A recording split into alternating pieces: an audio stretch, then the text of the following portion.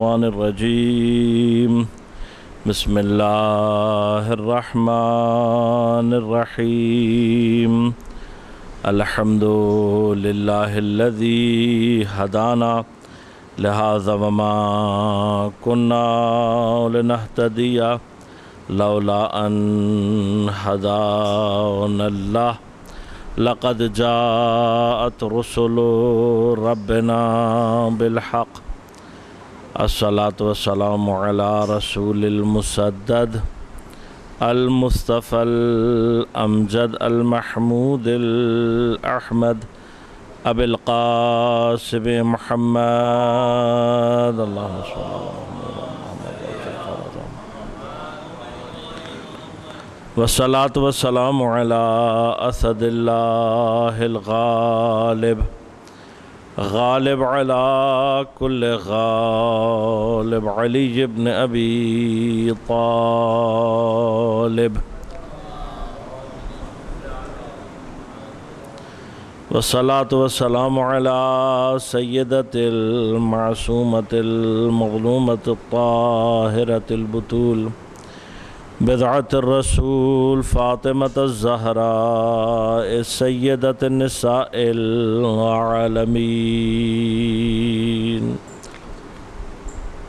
والصلاة والسلام على الحسن المجتبى والحسين المظلوم وأهل بيته الطيبين الطاهرين المعصومين المظلومين المنتجبين المنتخبين ولعنة الله على أعدائهم أجمعين أما بعد قال الله تعالى في كتابه الكريم بسم الله الرحمن الرحيم إن الدين عند الله الإسلام صلوات اللهم صل على محمد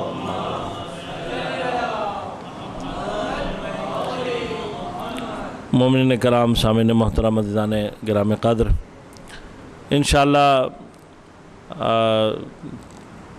3 مسلسل جلسات آپ کی خدمت میں قرآنی طرز زندگی کے عنوان سے گفتگو آپ کی خدمت میں میں پیش کروں گا۔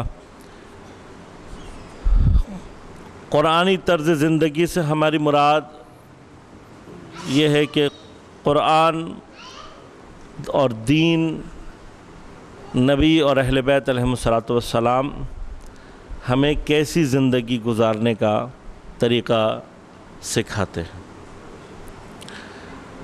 ابتدا میں نے جو آیت آپ کی خدمت میں تلاوت کی کہ ان الدین عند اللہ الاسلام، اس کا تقریباً ترجمہ یہ ہے کہ بتحقیق دین اللہ کے نزدیک صرف اسلام ہے۔ دین صرف اسلام ہے، اس سے مراد کیا ہے؟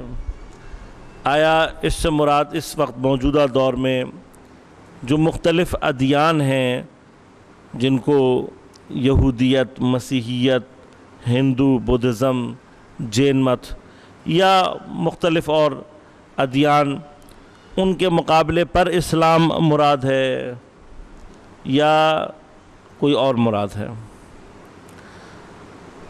اسلام کے بارے میں قرآن نے بہت واضح طور پر یہ ارشاد فرمایا ہے کہ اے حبیب جو شریعت ہم نے تمہیں دی ہے وہی جناب آدم کو دی گئی تھی، وہی حضرت نوح کے پاس تھی، وہی حضرت ابراہیم، حضرت موسیٰ اور عیسیٰ سے لے کر آپ تک بنیادی جو عقائد ہیں وہ ایک ہی ہیں۔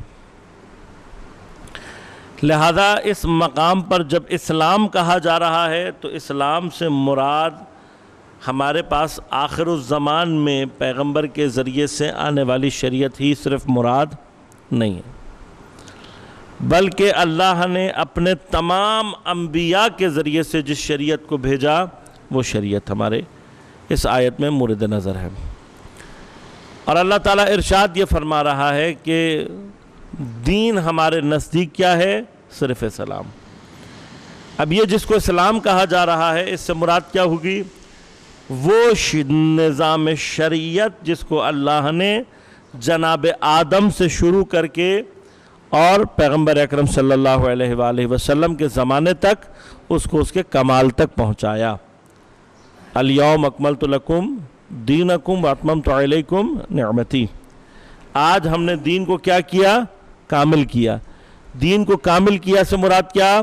کہ حضرت آدم علیہ السلام سے لے کر پیغمبر تک جو نظام شریعت تھا اس کو پیغمبر کے زمانے میں اور ولایت امیر المومنین علیہ السلام کے نسب سے اللہ نے کامل کر دیا، مکمل ہو گیا یہ دین اب۔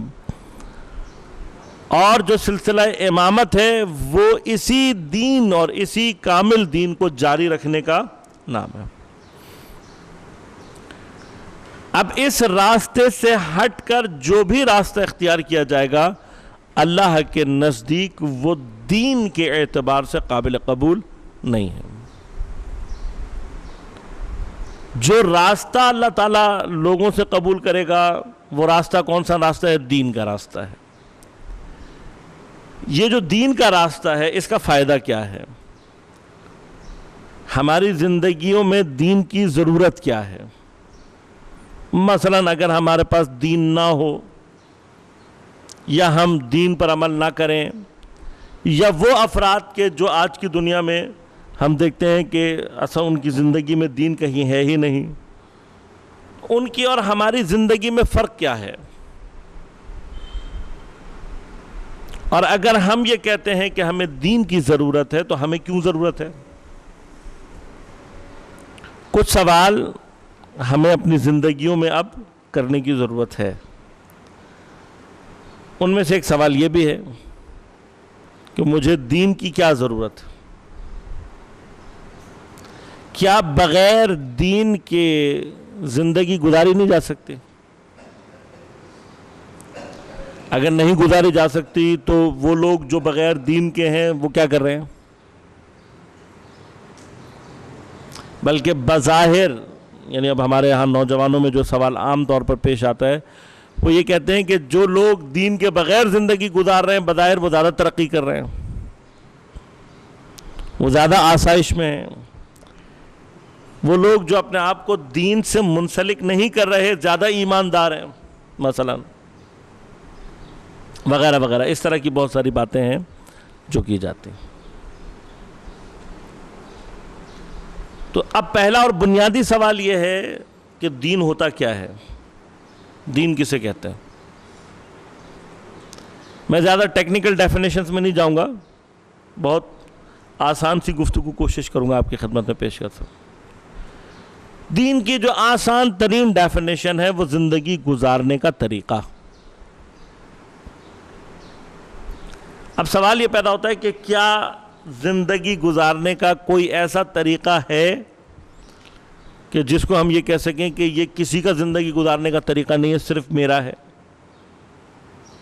یا میں تھوڑا سا ذرا بات کو مختلف انداز سے آپ کی خدمت میں پیش کروں کہ آیا کسی مکتب سے اثر انداز ہوئے بغیر زندگی گزاری جا سکتی ہے یا نہیں؟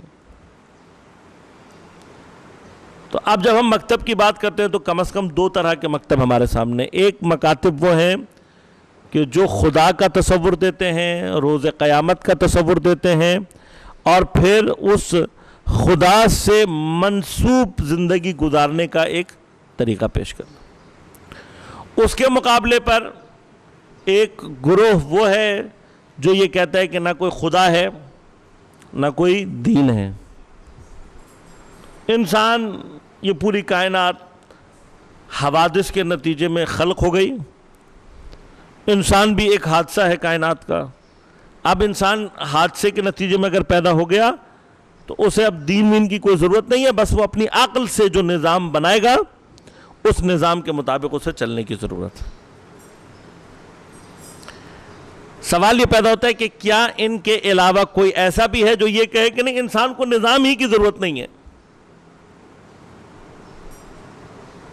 اگر ایسا کوئی پیدا ہو بھی جائے، مل بھی جائے، تو اسے نادان اور جاہل کے علاوہ کچھ نہیں کہا جاتا۔ یعنی کیا؟ انسانوں میں بالاتفاق وہ انسان کے جن کی عقلیں کام کرتی ہیں، ان انسانوں میں بالاتفاق یہ بات طے شدہ ہے کہ انسان کو بالآخر نظام کی ضرورت ہے، انسان بغیر نظام کے زندگی نہیں گزار سکتا۔ اور آج کی دنیا میں میرے خیال سے اس بات کو سمجھنا زیادہ آسان ہے. آپ کوئی ملک ایسا تصور نہیں کر سکتے، کوئی شہر، کوئی گاؤں، کوئی بستی، کوئی علاقہ ایسا تصور نہیں کر سکتے جو بغیر کسی نظام کے چل رہی. یہ ناممکن ہے. پس انسان کا نظام مند ہونا یہ ایک عقلی ضرورت ہے. بغیر نظام کے انسان اپنی زندگی نہیں، ہرج و مرج کا شکار ہو جاتا ہے. اگر انسان کی زندگی میں نظام نہ ہو تو انسان کی زندگی کنٹینیوٹی پیدا کر ہی نہیں سکتی، ختم ہو جائے گی، تباہ ہو جائے گی، برباد ہو جائے گی. لہذا اب اگر ہم نے یہ بات طے کر لی کہ نہیں انسان کو ایک نظام کی ضرورت ہے، تو اب سوال دوسری جانب سے، اگر انسان کو نظام کی ضرورت ہے تو کیا یہ نظام انسان خود بنا سکتا ہے یا نہیں؟ اگر خود بنا سکتا ہے تو سوال یہ پیدا ہوتا ہے کہ جب سے انسان کا وجود، یعنی اگر آپ سائنٹیفکلی بھی تلاش کریں گے تو انسان کا وجود کئی ملین سال، یعنی کئی ملین کا مطلب کتنا ہوتا ہے؟ 1 ملین کتنا ہوتا ہے؟ 1 ملین کتنا ہوتا ہے؟ 10 لاکھ. جب ہم کہتے ہیں کہ کئی ملین سال پہلے انسانی وجود تھا تو اس کا مطلب یہ کہ کروڑوں سال پہلے سے انسان کا وجود ثابت ہے. یہ بات ثابت ہے کہ انسان کئی کروڑوں سال سے وجود رکھتا ہے دنیا میں. اب یہ جو کئی کروڑوں سال سے انسان موجود ہے، اگر اس نے اپنا نظام خود بنانا ہے تو میرا سوال صرف اس انسان سے یہ ہے کہ تم نے کروڑوں سال کے تجربات کے بعد، کروڑوں سال اس زمین پر زندگی گزارنے کے بعد وہ کون سا ایسا نظام بنا لیا ہے کہ جس کو تم خود یہ کہہ سکو کہ انسان کے لیے یہ نظام پرفیکٹ ہے؟ اگر کوئی ایسا نظام ہے تو آپ لا کر ہمیں دکھائیں، ہم بھی دیکھیں وہ کون سا نظام ہے کہ جس کو آپ یہ کہہ سکتے ہیں کہ یہ انسان کے لیے پرفیکٹ. اچھا، اب سوال ایک اور درمیان میں اٹھتا ہے. پھر وہ سوال یہ ہے کہ انسان کے لیے جب ہم کہتے ہیں پرفیکٹ نظام تو اس سے ہماری مراد کیا ہے؟ کیا مراد ہے ہماری جب ہم یہ کہیں گے کہ انسان کے لیے یہ نظام پرفیکٹ ہے؟ وہ نظام کیا کر کے دے گا انسان کو کہ جس بنا پر ہم یہ کہہ سکیں کہ یہ نظام انسان کے لیے پرفیکٹ ہے؟ آیا انسان کی زندگی کو صرف ایک توازن میں لے کر آ جانا، یا انسان کی زندگی کو کسی طرح سے چلتے رکھنا، یا کسی بھی طریقے سے انسان کو کوئی مادی ترقی عطا کرنا، یہ نظام کہلائے گا؟ کیا چیز نظام کہلائے گی؟ نظام یقیناً، اب دیکھیے ابتدائی طور پر، اب میں چونکہ بہرحال 3 صرف جلسات ہمارے سامنے ہیں، لہذا میں بہت زیادہ تفصیل سے گفتگو نہیں کر سکتا، لیکن کچھ گفتگو مجبور ہوں کہ مجھے بالآخر اس کی طرف اشارہ کرنا پڑے گا. ان میں سے ایک گفتگو یہ ہے کہ خود انسان کیا شے ہے؟ انسان کیا ہے؟ انسان کی تعریف کیا ہے؟ انسان بظاہر اپنے وجودی اعتبار سے یا اپنے بدن کے اعتبار سے حیوانات کی کیٹیگری میں آتا ہے. بظاہر انسان اینیمل کیٹیگری میں لائے کرتا ہے. اسی لیے ہمارے ہاں بچوں کو پڑھاتے ہیں تو کہتے ہیں کہ جی human is a social animal. منطق میں پڑھایا جاتا ہے تو کہا جاتا ہے حیوان ناطق. بالآخر ہمارے اندر حیوانیت پائی جاتی ہے، اس میں شک نہیں ہے. کس اعتبار سے؟ کہ ہم حیوان کی جو ڈیفینیشن ہے متحرکن بالارادہ، اس کے اوپر پورے اترتے ہیں. رشد ہے ہمارے اندر، نمو ہے ہمارے اندر، اور ہم متحرکن بالارادہ ہیں، اپنی حرکت مرضی سے ادھر ادھر حرکت کر سکتے ہیں.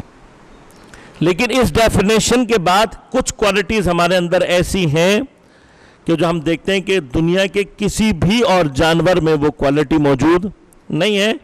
وہ کوالٹی جو ہمیں باقی تمام حیوانات سے جدا کر کے انسان بناتی ہے، ہمارے اندر عقل کا موجود ہونا. یہ ایک عقل. اچھا، اب عقل خود انسان کے اندر ایک ایسی چیز ہے جس کو انکار نہیں کیا جا سکتا۔ یہ کہنا کہ ہماری عقل حیوانوں کی عقل کی ایک ڈیولپڈ فارم ہے، اس کو بھی سائنس اب رد کر چکی ہے،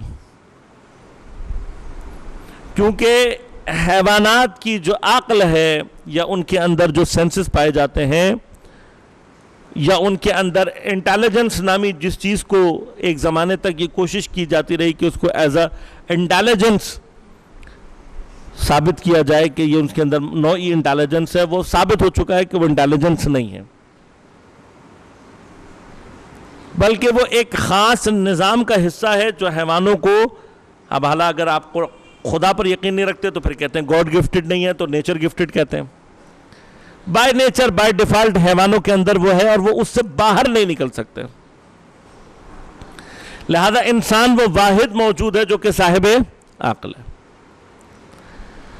اب عقل انسان کی جو کم از کم اس کو کچھ چیزیں سمجھاتی ہے، جو ایک انسان کسی بھی حوالے سے ذرا سی اپنے اوپر اگر توجہ کرے تو انسان کی عقل یہ چیزیں اس کو سمجھاتی ہیں۔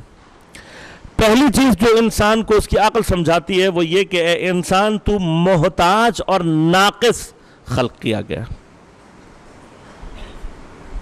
میرے خیال سے تقریباً اب تک کا تجربہ یہی ہے کہ دنیا میں کوئی انسان ایسا نہیں ہے کہ جو انسان کی احتیاج یعنی اس کے محتاج ہونے اور اس کے ناقص ہونے کا مخالف ہو۔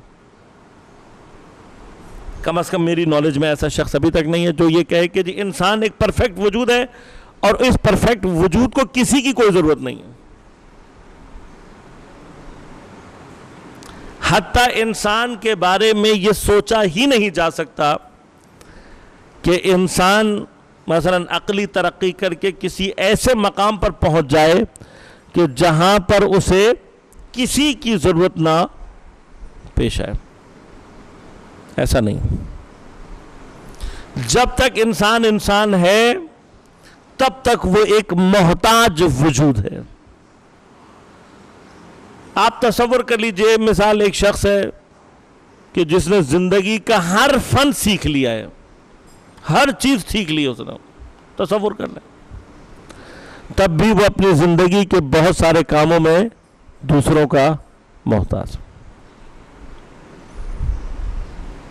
اور مثلا اور کچھ نہ کرے، مثلا کہہ رہا ہوں کہ اپنے بال بنانے میں وہ دوسروں کا محتاج۔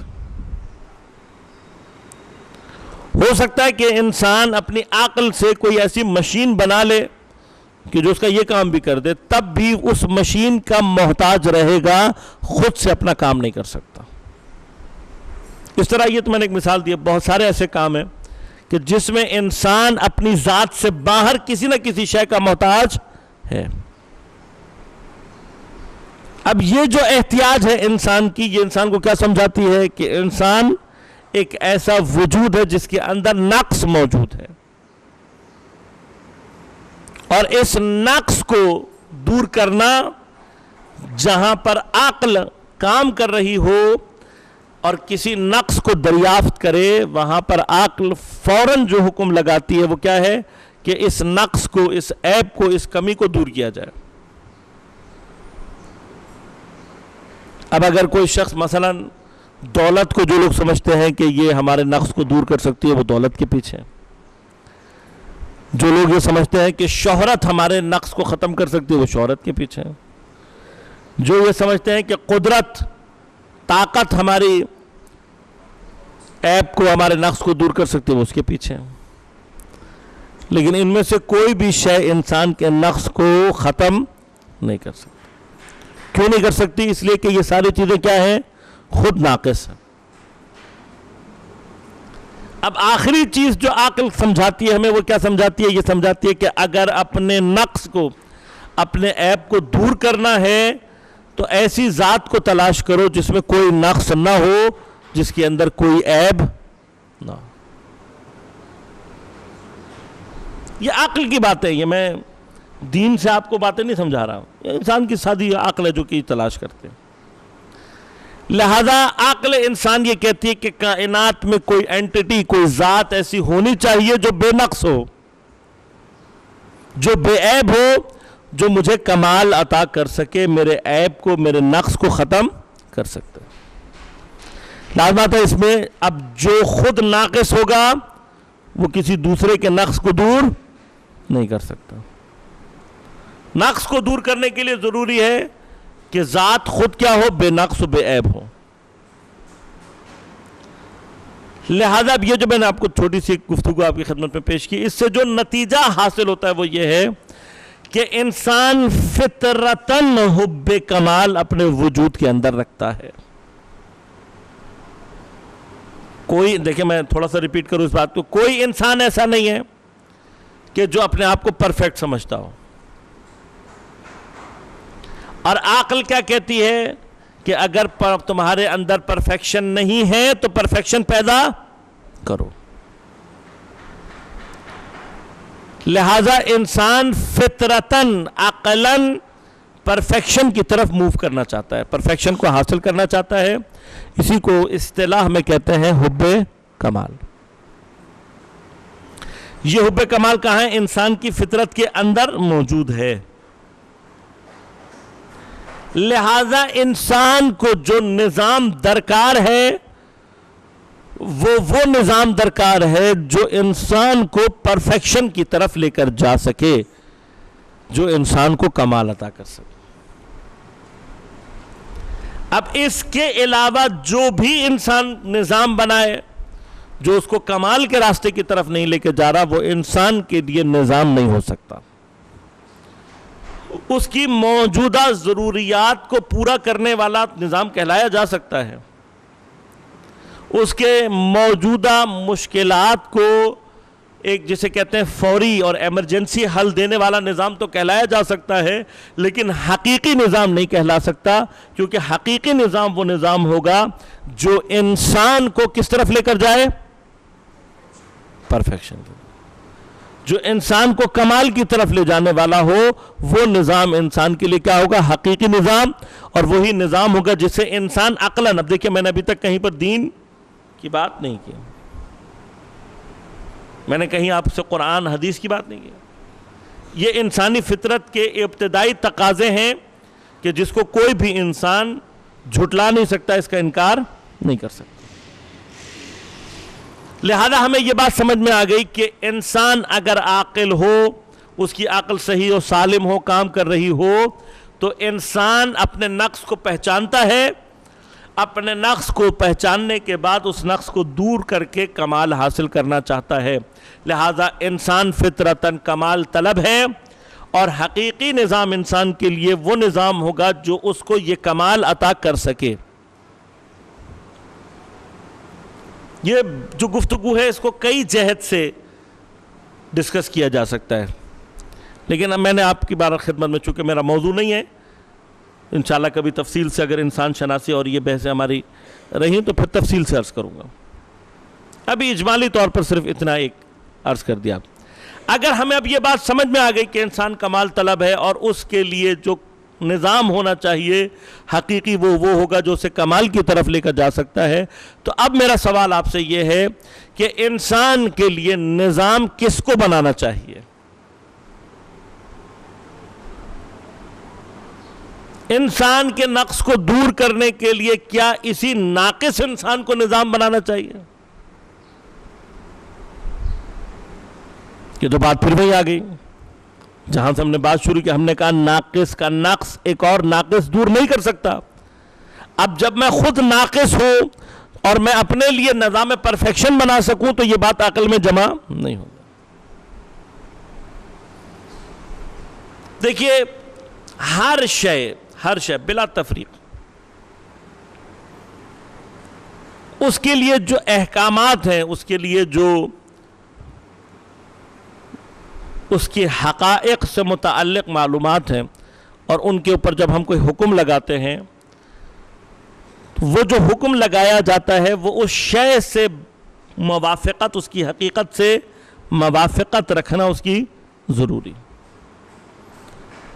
اگر ہم نے حکم لگایا اور وہ اس شے کی حقیقت سے موافقت نہیں رکھتا ہوگا، شے کو نقصان نہیں ہوگا، ہمیں نقصان ہوگا۔ مثلا پانی ایک مادہ مایا ہے، اس خوشبو نہیں رکھتا، رنگ نہیں رکھتا، بو نہیں رکھتا۔ یہ جو ہم نے پانی کے بارے میں احکامات جاری کیے، یہ خارج میں جو پانی پایا جاتا ہے اس سے باید کیا ہونا کیا چاہیے؟ اس کو مطابقت پیدا کرنی چاہیے۔ یہ اس پانی سے حتماً کیا ہونا چاہیے؟ مطابق ہونا چاہیے۔ اگر میں کہوں پانی ٹھوس ہوتا ہے، پانی اس کو کہتے ہیں جس میں رنگ پایا جاتا ہو یا بو یا ذائقہ پایا جاتا ہو، تو کیا ہوگا؟ پانی کو کوئی نقصان نہیں پہنچے گا۔ میرے علم، میرے اطلاعات کے اعتبار سے مجھے نقصان پہنچے گا۔ وہ چیز جسے پانی ہونا چاہیے میں اسے کبھی بھی پانی ہونے کے اعتبار سے درک نہیں کر سکوں گا۔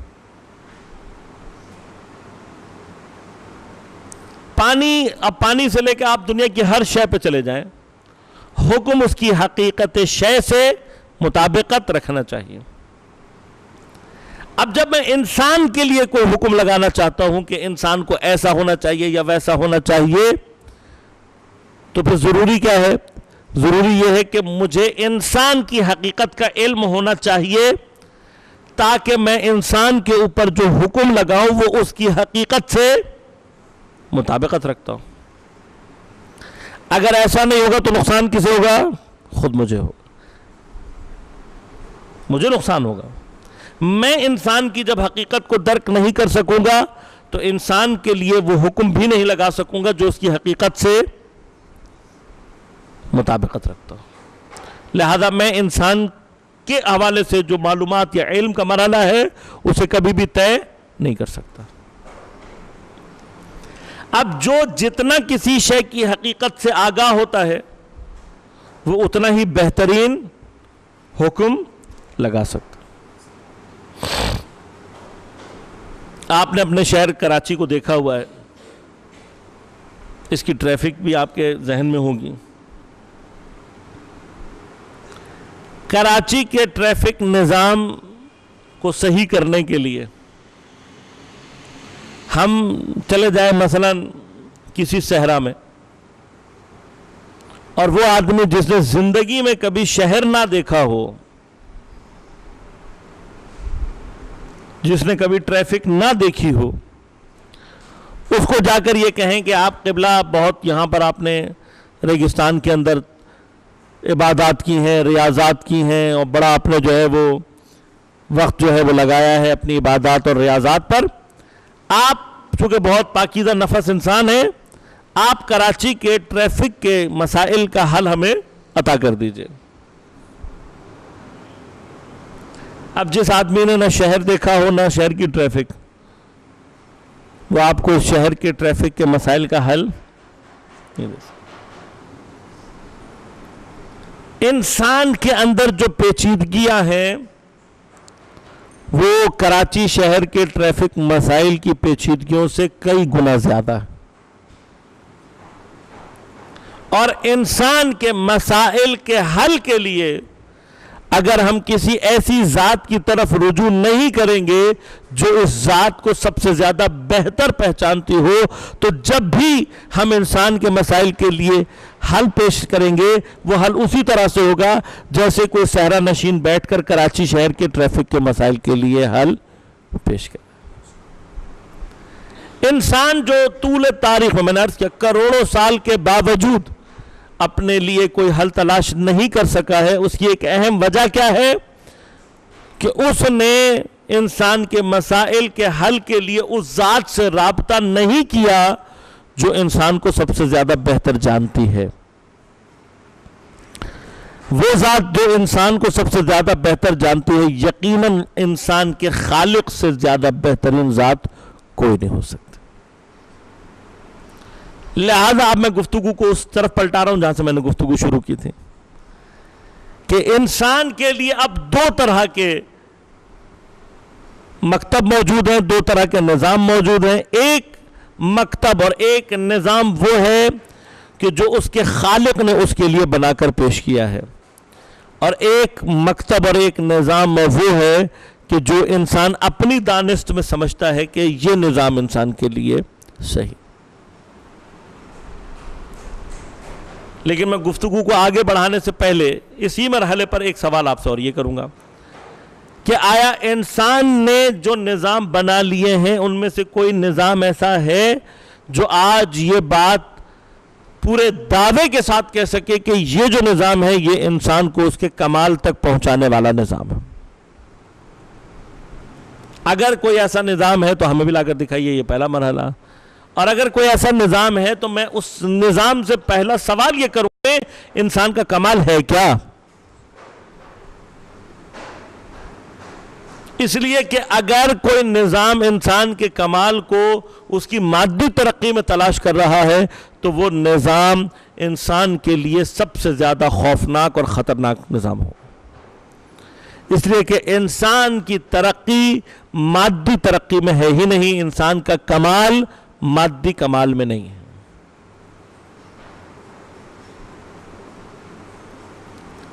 خود اس کے اوپر ابحاث ہے، لیکن میں یقیناً ابھی وقت نہیں رکھتا یا نہ میرا موضوع ہے کہ میں اس بات کو تفصیلاً ڈسکس کر سکوں کہ مادہ اور مادی ترقی انسان کا کمال کبھی بھی نہیں ہو سکتے. جو کوئی بھی انسان کے کمال کو مادی ترقی میں تلاش کر رہا ہے وہ انسان کے لیے سب سے زیادہ نقصان دہ. لہذا آپ کوئی نظام ایسا کہ جو مادی ترقی سے باہر یعنی روحانی ترقی میں آ کر بات کرے تو ابھی تک ہمارے پاس کوئی ایسا انسانی بنایا ہوا نظام نہیں ہے جو یہ دعویٰ کر سکے کہ ہم نے جو نظام یہ جو بنایا ہے یہ انسان کو اس کی ترقی اور اس کے کمال تک پہنچانے والا نظام ہے. عزیزان من، جب انسانی نظام یہ دعویٰ ہی نہیں کر رہا تو اس کا مطلب یہ ہے کہ وہ نہ انسان کے کمال سے واقف ہے نہ انسان کی ترقی کے راستوں کو جانتا ہے. اب اس کے مقابلے پر ایک نظام اور میں نے عرض کیا، کون سا؟ وہ جو کہ دین نے دیا، جو کہ اللہ نے شریعت کے عنوان سے دیا.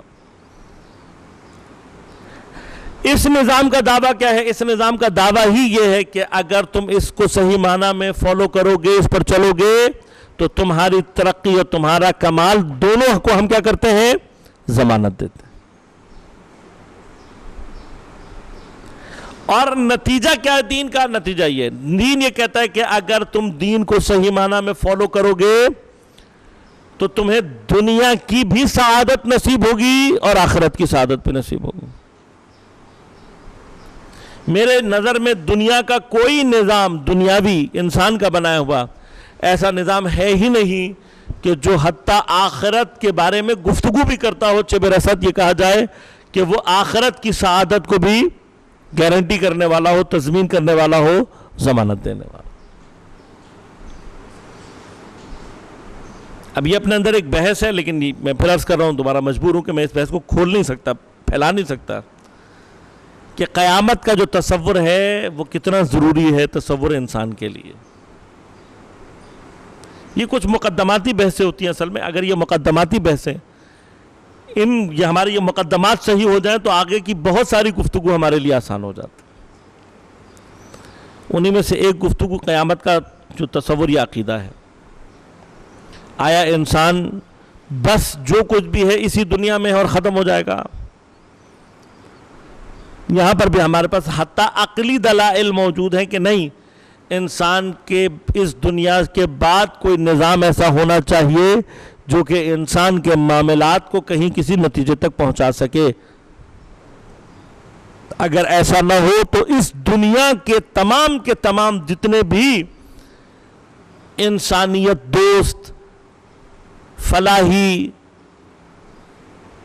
اور بہبود کے جتنے بھی کام ہیں جو ہیومینیٹیرین بیسس پر ہیں، جو انسان کا اخلاقی بنیادوں پر ہیں، وہ ساری کے سارے جتنے بھی کام ہیں وہ بے فائدہ ثابت ہو جائیں گے،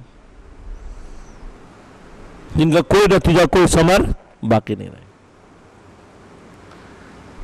اصلاً انسان کی انسانیت کی بنا ایک ایسے عقیدے کی محتاج ہے کہ جو اس کو یہ سمجھائے کہ تمہارا ہر وہ کام جو تم اپنے نفع اور نقصان کو بھلا کر دوسروں کے فائدے کے لیے انجام دیتے ہو، اس کا ثمر اس دنیا کے بعد کہیں موجود ہے جو تم تک پہنچے گا. اگر ہم اس تصور کو اپنے آپ سے نکال دیں، مثلا مجھے کسی کی فلاح اور بہبود سے مجھے کوئی فائدہ اس کے بعد دنیا کے بعد ہونا ہی نہیں ہے، تو مجھے کیا ضرورت پڑی ہے کہ میں دوسروں کی فلاح و بہبود کے چکر میں پڑوں اور اپنے فلاح اور بہبود کو فراموش کر دوں؟ مجھے کیا ضرورت پڑی ہے کہ میں تکلیف اٹھا کر، پریشانیاں اٹھا کر دوسروں کے فائدے کے لیے تو سوچوں اور اپنے فائدے کو فراموش کر دوں؟ واحد جو عقیدہ ہمیں ان تمام حرکات پر، ان تمام کاموں پر مجبور کرتا ہے، وہ عقیدہ قیامت کا۔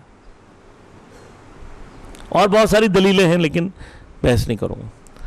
لہذا اب ایک ایسا نظام جو دنیا اور آخرت دونوں کی کامیابی کو گارنٹی کرتا ہو، انسان کے پاس موجود نہیں۔ اب جب انسان کے پاس موجود نہیں ہے اور دین اس بات کا دعویٰ کر رہا ہے کہ دنیا اور آخرت کی سعادت کو ہم آپ کے لیے گارنٹی کرتے ہیں، تو اب یہاں پر عقل ایک بات ضرور یہ کہتی ہے کہ کم از کم اس سسٹم کو، اس مکتب کو فالو کر کے دیکھو کہ تمہیں دنیا اور آخرت کی فلاح، دنیا اور آخرت کی کامیابی نصیب ہوگی یا نہیں، اور تم اپنے کمال تک پہنچو گے یا نہیں۔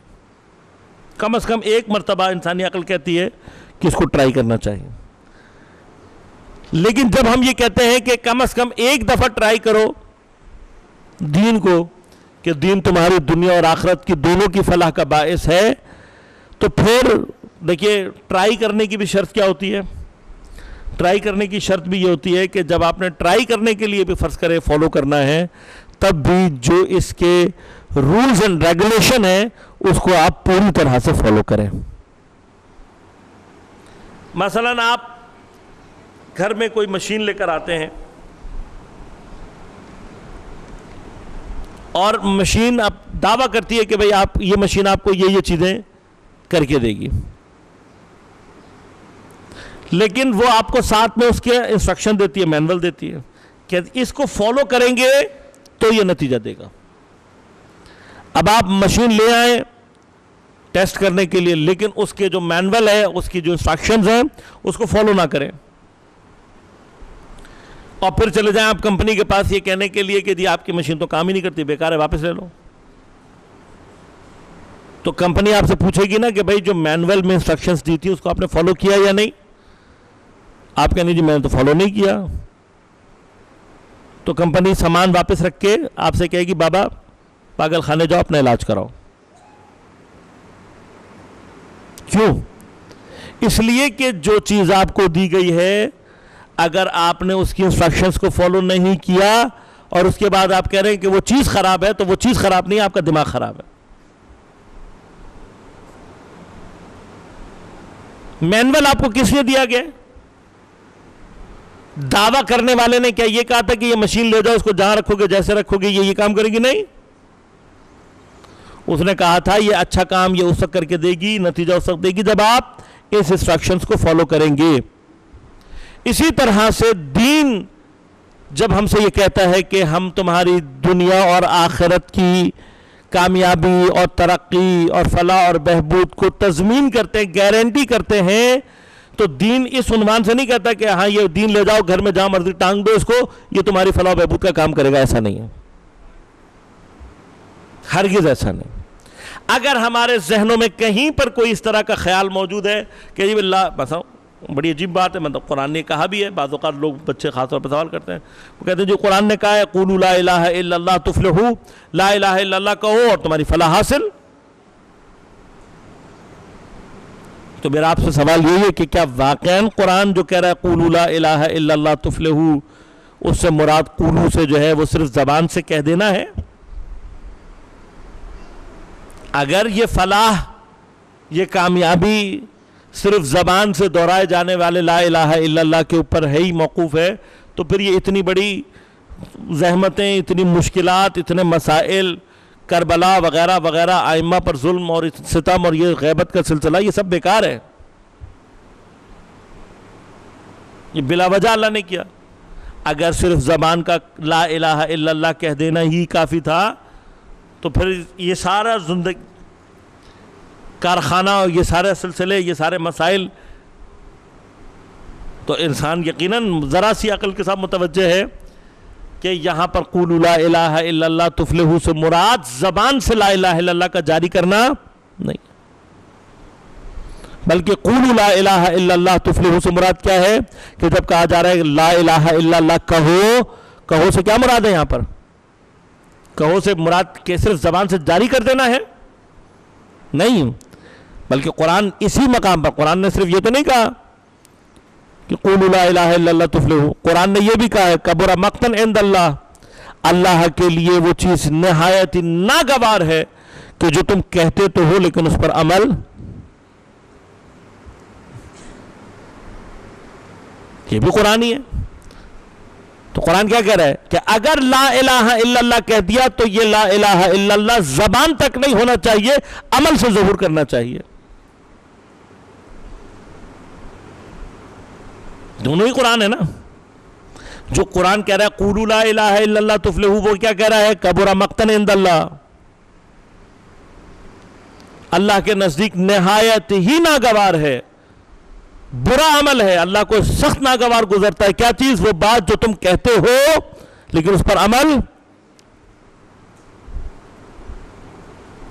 تو جس قرآن جس لا الہ الا اللہ کو کہنے کی بات کر رہا ہے وہ بغیر عمل کے نہیں ہے۔ اب میں اگر اسی قولوا لا الہ الا اللہ تفلحوا کے اندر آپ کو توحید سے اور توحید کے آثار بیان کرنے لگوں تو انسان کی فلاح کو توحید سے ثابت کر سکتا ہوں، بلکہ انسان کی اصل فلاح اور کامیابی ہے ہی توحید کے اندر۔ یہی جو گفتگو ابھی میں آپ سے کر رہا تھا کمال کی، کہ کمال مطلق جس میں کوئی عیب نہ ہو، جس میں کوئی نقص نہ ہو، پوری کائنات میں سوائے خدا کے کوئی ذات ہے ہی نہیں، اور اسی خدا کو اس کی کمال کے ساتھ پہچاننے اور اس پر عمل کرنے کا نام ہی لا الہ الا اللہ ہے۔ لہذا اب جب دین کہہ رہا ہے کہ قولوا لا الہ الا اللہ تفلحوا، تو یہ لا الہ الا اللہ عمل کے بغیر نہیں ہے، اور عمل کے لیے قرآن نے اور دین نے ہمیں کھلا ہوا نہیں چھوڑا کہ اپنی مرضی سے لا الہ الا اللہ کہو، اس کے بعد تمہاری مرضی جو مرضی کرتے پھرو، بلکہ ہمیں ایک مینول دیا ہے، انسٹرکشنز دی ہیں، اور وہ انسٹرکشن دینے کے بعد دین کیا کہتا ہے کہ یہ انسٹرکشن اپناؤ، اسے اختیار کرو، اس کے بعد تمہاری دنیا اور آخرت کی کامیابی کی ضمانت ہم تمہیں دیتے ہیں۔ اب ہماری مشکل کیا ہے؟ چونکہ دین تو ہمیں ویسے ہی گرانٹیڈ ملا ہے، گرانٹیڈ ملا ہے نا بھائی دین ہمیں، مسلمان گھر میں پیدا ہو گئے اس لیے مسلمان ہیں، اگر خدا نخواستہ کسی عیسائی کے گھر میں پیدا ہوتے تو عیسائی ہوتے، تو پھر ہم نے مسلمانوں کے کیا کمال کر لیا۔ اگر میں مسلمان صرف اس وجہ سے ہوں کہ میں کسی مسلمان کے گھر میں پیدا ہو گیا ہوں تو ایسا اسلام شاید کسی کام نہ آئے۔ لہذا یہ جو عقلی مراحل ہیں دین کے حوالے سے یہ طے کرنا ضروری، اور جب انسان عقلی مراحل سے دین کو طے کرتا ہے اور دین کو اپنے لیے اختیار کرتا ہے تو پھر وہ اس دین کو اپنی زندگی میں فالو بھی کرنے کی کوشش کرتا ہے، کیونکہ یہ دین وہ گرانٹیڈ دین نہیں ہے کہ جو کسی مسلمان کے گھر میں پیدا ہونے کی وجہ سے مسلمان ہو گئے، بلکہ یہ دین کون سا ہوتا ہے؟ جو اس نے محنت سے حاصل کیا ہوتا ہے اور پھر چاہتا ہے کہ اسے فالو کرے۔ لہذا اگر آپ ذرا سا تجربہ کر کے دیکھیں گے تو آپ کو معلوم ہوگا وہ لوگ جو نئے نئے مسلمان ہوتے ہیں وہ ہم سے زیادہ مسلمان ہوتے ہیں، وہ دین کو ہم سے زیادہ فالو کر رہے ہوتے ہیں۔ کیوں؟ اس لیے کہ انہوں نے زحمت کر کے حاصل کیا ہوتا ہے۔ ہم دین کو فالو پورا کرتے نہیں ہیں اور پھر ہم دین سے شکایت کرتے ہیں کہ جی یہ کیا مصیبت ہے، یہ کیا مصیبت ہے، وہ بنا۔ لہذا کچھ سوال ہے، یہ سوال فوڈ فار تھاٹس، اس کو ضرور سوچے گا، غور کیجئے گا کہ مجھے واقعاً اپنی زندگی میں دین کی ضرورت ہے بھی یا نہیں، میں اس لیول پر پہنچ گیا ہوں یا نہیں کہ جہاں مجھے اپنی زندگی میں دین کی ضرورت ہو۔ اللہ، رسول، ائمہ، ان سب کی میری زندگی میں کوئی ضرورت ہے یا نہیں ہے، یا میں نے ان سب کو رکھا ہوا ہے اپنی حاجات کے پورا کرنے کے لیے، اپنے مسائل کے حل کے لیے۔ کیا میری زندگی میں خدا دعاؤں کے آگے موجود ہے؟ کہیں اپنے مسائل کے حل کے آگے کہیں خدا موجود ہے؟ امام، ائمہ، کربلا، یہ ساری چیزیں میری زندگی میں मन्नतें उठाने, अपने मसाइल हल कराने के आगे कहीं मौजूद है या नहीं? यानी कि जब मेरी मुश्किल हल हो जाती है तब मुझे खुदा की ज़रूरत महसूस होती है या नहीं? जब मेरी मुश्किल हल हो जाती है तो मुझे नबी इमाम की ज़रूरत रहती है या नहीं? जब मेरी प्रॉब्लम्स हल हो जाती हैं उसके बाद मुझे करबला की ज़रूरत रह जाती है या नहीं? लिहाजा ये सवालात करें, इनको, इन सवालों को अपनी ज़िंदगी में जगह दें ताकि आपकी ज़िंदगी में खुदा की ज़रूरत ईजाद हो, नबी और इमाम की ज़रूरत ईजाद हो। यही चीज़ें जो ज़रूरत ईजाद करती हैं उनमें से एक चीज़ क्या है? इंसान अगर ये चाहता है कि वो बेहतरीन ज़िंदगी गुजारे तो फिर उसे दीन की ज़रूरत भी है, उसे खुदा की ज़रूरत भी। अब ये बेहतरीन ज़िंदगी गुजारने के लिए जब इंसान निकलता है, मैंने अर्ज़ किया, अभी पूरी बहस आपकी खिदमत में अर्ज़ की, और जब वो तलाश करता है कि कौन सा निज़ाम मुझे बेहतरीन ज़िंदगी गुजारने का तरीक़ा सिखा सकता है, तो फिर दीन के अलावा, अब दीन में परवरदिगार ने क्या इरशाद फरमाया, इन्ना दीन इंदल्लाहिल इस्लाम, अल्लाह के नज़दीक इस्लाम के सिवा कोई चीज़, कोई मकतब दीन का उन्वान नहीं रखता। तुम रास्ता गुजारना चाहते हो, तुम खुदा की तरफ सफ़र तय करना चाहते हो, तो जो बेहतरीन रास्ता अल्लाह के नज़दीक है वो क्या है? दीन मुबीन इस्लाम।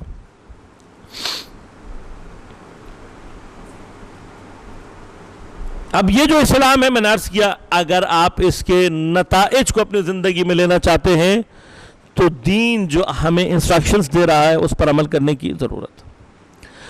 बहुत सारी इंस्ट्रक्शंस दीन की हमारी ज़ात तक हैं। मैं एक इंसान, एक तन्हा फ़र्द की हैसियत से दीन मुझे इंस्ट्रक्शंस देता है कि तुमने अगर अपनी फ़र्दी ज़िंदगी में कामयाबी हासिल करनी है तो क्या करो। इसी तरह से दीन मुझे मेरी इनफरादी ज़िंदगी से बाहर निकलकर इज्तिमाई ज़िंदगी में भी इंस्ट्रक्शंस देता है, और इंस्ट्रक्शंस देने के बाद मुझसे कहता है कि ये रास्ते, ये वो तरीक़ेकार हैं जिनके ज़रिए से तुम अपनी इज्तिमाई ज़िंदगी को भी बेहतरीन बना सकते हो।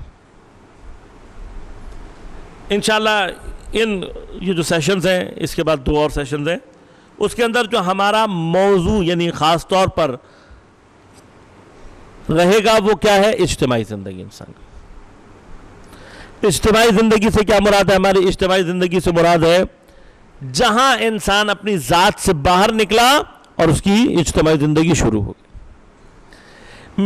मेरे वालिदैन से बिहेवियर कैसा होना चाहिए, मेरी औलाद से बिहेवियर कैसा होना चाहिए, बीवी और शौहर का राबता आपस में कैसा होना चाहिए, हमारे रिश्तेदारों से बिहेवियर कैसा होना चाहिए, इंसान का दूसरे हमसायों से रिलेशन कैसा होना चाहिए, इंसान का अपने वतन में रहने वालों से बिहेवियर कैसा होना चाहिए, इंसान का इंसान से बिहेवियर, इंसान का इंसान के अलावा जो चीज़ें मौजूद हैं उसके अतराफ़ में हर शय, उसके मुतालिक इंसान का रवैया क्या होना चाहिए, और इंसान का ताल्लुक़ फितरत से क्या होना चाहिए, इंसान का ताल्लुक़ अपने खुदा से क्या होना चाहिए। कोई गोशा ज़िंदगी का ऐसा नहीं है कि जिसमें दीन ने हमारे लिए इंस्ट्रक्शंस फराहम ना किए। ज़रूरत सिर्फ इस बात की है कि हम उनको सही तरीके से अपनी ज़िंदगी में फॉलो करें। जितने भी इंसान के हत्ता मादी और मानवी कमालात हैं, इस बात को अपने बिल्कुल जहन में बैठा लें, हमेशा के लिए, जिसे कहते हैं अपने जहनों में इस बात को बैठा लें कि इंसान के चाहे मादी कमालात हों चाहे मानवी कमालात हों, उन सब का रास्ता दीन के मुताबिक इंसान के घर से होकर जाता है। अगर हम इंसान के कमालात को, चाहे वो मादी और मानवी कमालात ही क्यों ना हो, उनको अगर हम घर के बाहर तलाश कर रहे हैं तो हम धोखा खाएं। यूं समझ लीजिए कि अल्लाह ने कोई इंसानी कमाल इंसान के घर से बाहर करार नहीं दिया, हत्ता शहादत। हालांकि शहादत का ताल्लुक घर से बाहर है बज़ाहिर, लेकिन शहादत का हासिल होना जिन चीज़ों के ऊपर मौकूफ़ है वो घर के अंदर। चूँकि हमें शहादत के कॉन्सेप्ट से भी آشنائی اس طریقے سے نہیں ہے جس طرح ہونی چاہیے. ہم سمجھتے ہیں کہ شہادت جسے کہنا چاہیے کہ ایک شاید ایکسیڈنٹل کام ہے, اچانک سے آ جاتی ہے, کیونکہ ہم نے تو اپنی تک یہی تجربہ کیا نا بھائی, کہیں بم پھوٹ گیا, کہیں فائرنگ ہو گئی,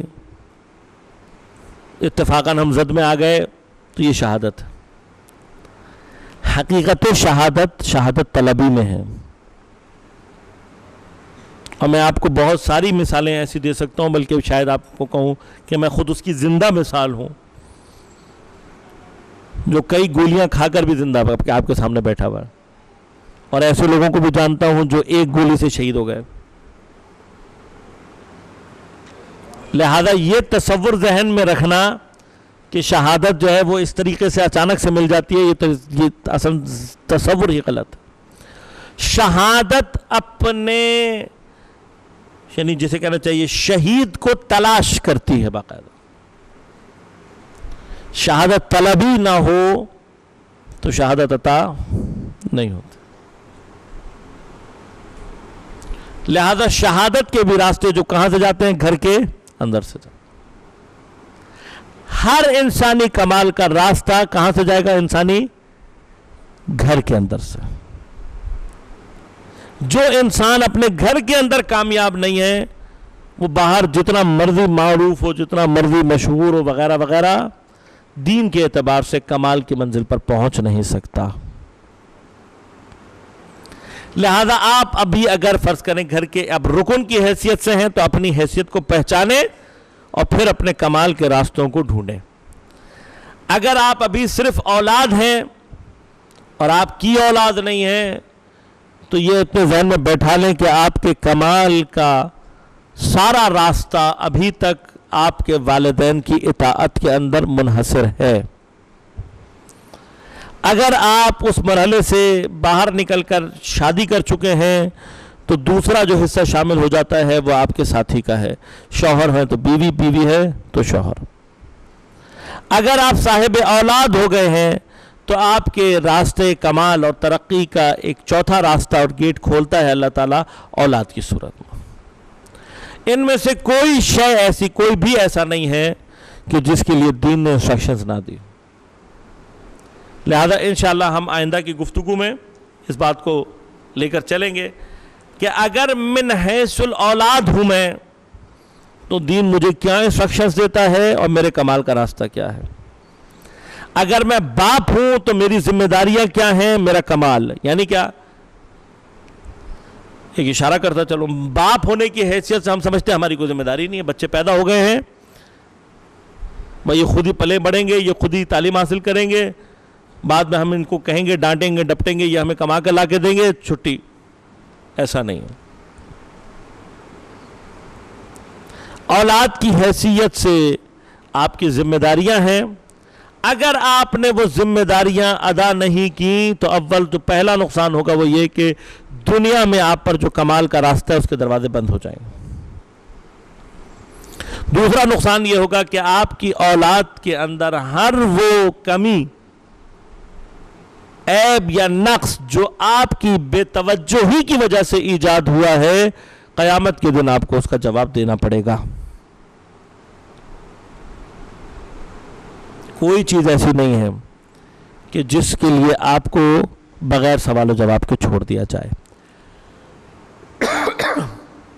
آگے انشاءاللہ ماہ مبارک رمضان آ رہا ہے, خدا کی رحمتوں کا مہینہ ہے.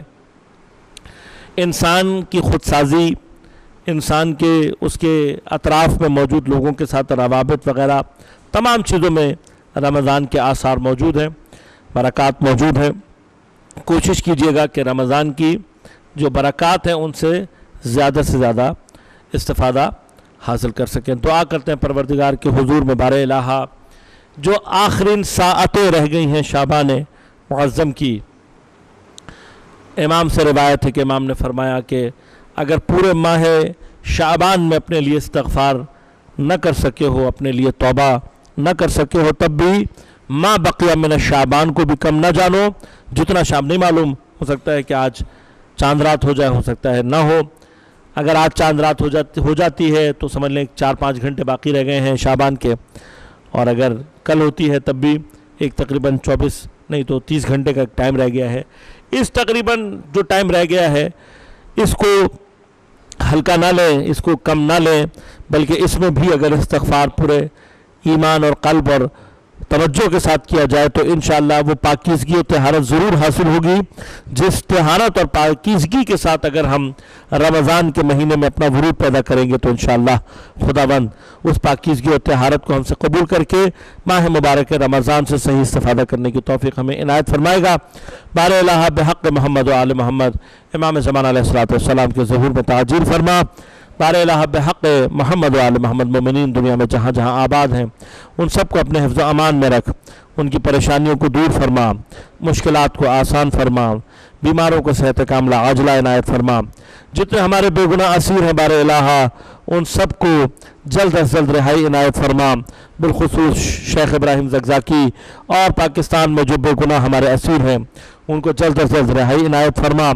جو اسرا کے خانوادے اس وقت سخت دھوپ اور گرمی میں گزشتہ تقریباً 6-7 دنوں سے بیٹھے ہوئے ہیں، وہ ہم تمام افراد کی یکجہتی اور ہم آہنگی اور ساتھ دینے کے منتظر ہیں۔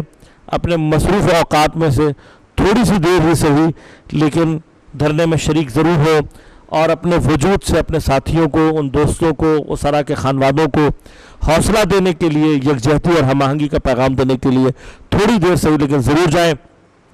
بار الہ جہاں جہاں مومنین باطل سے برسر پیکار ہیں ان کو نصرت و کامیابی عنایت فرما، بالخصوص یمن، شام، بحرین، نائجیریا کے مومنین کی مدد فرما، فلسطین، کشمیر اور میانمار کے مسلمانوں کی مدد فرما، استقبالی استعماری قوتوں کو نیست و نابود فرما، دین دشمن، اہل بیت دشمن قوتوں کو، استقبالی قوتوں کو اور تکفیری قوتوں کو نیست و نابود فرما، تمام علماء مراجع اعظام کی حفاظت فرما، بالخصوص آیت اللہ سیستانی، رہبر معظم انقلاب اسلامی، حزب اللہ کی رہبریت، انصار اللہ کی رہبریت کی حفاظت فرما۔